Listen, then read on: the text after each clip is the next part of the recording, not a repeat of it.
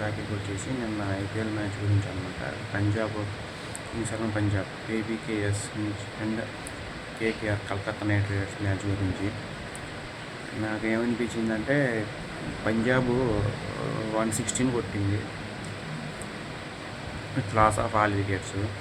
నేను ఇంకా పంజాబ్ పని అయిపోయిందిలే, ఇంకా కలకత్తానే గెలిచేసింది, సింగిల్ హ్యాండ్తో గెలిచింది, ఒక వికెట్ పడకుండా కొట్టేసింది అనుకున్నాను.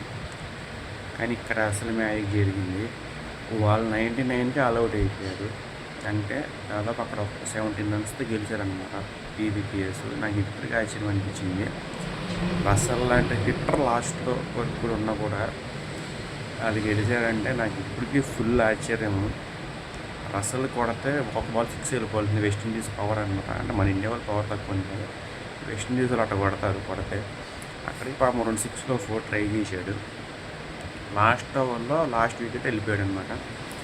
సో మీరు ఎంతమంది పంజాబ్ ఫ్యాన్స్ ఉన్నారు అండ్ కలకత్తా ఫ్యాన్స్ ఉన్నారు ఖచ్చితంగా కామెంట్ చేయండి, లైక్ చేయండి.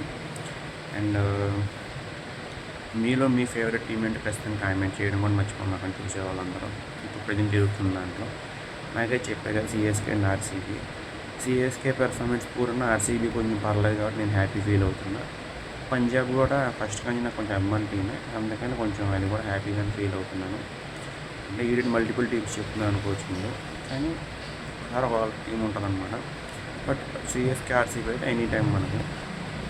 సో ఇదన్నమాట ఉత్కంఠకరమైన మ్యాచ్లో లాస్ట్ ఓవర్లో గెలిచిందనమాట పీవీపీఎస్. చాలా గ్రేట్ అని చెప్పుకోవాలి. చెన్నైతో గెలిచింది 2016 టైంలో, మళ్ళీ ఇప్పుడు గెలిచిందనమాట.